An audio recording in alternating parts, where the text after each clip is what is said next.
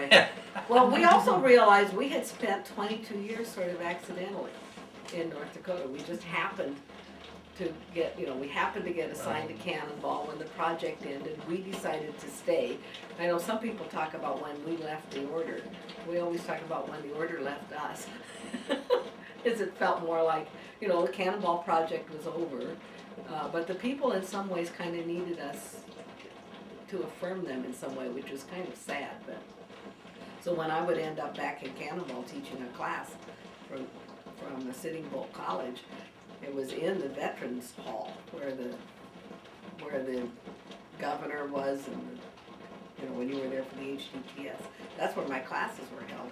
And people would come in there to get their mail. Meals on Wheels was out of that place. They would come by and say hi, and it was like, you'll still come back here. Oh, good. It must not have been a horrible experience. You still like us, which in one sense I felt really good that they felt that way about me, but I was also I wish they had a better image of themselves, and some of them did. And one of my high school kids is now the chairman of the council in Cannonball, and he's, I think, on the council at a tribal level. There have been some dramatic success stories out of there too, but things, never go exactly what you want.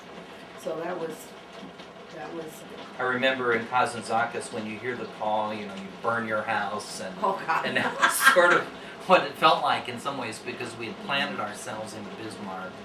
We had a wonderful house there, and it was really the first time we felt like how space can care for you, and the space you choose to live in, and there was a real kind of healing in some ways over having lived in villages and small rooms with chickens and yeah. rats, and and then just having space that was your own.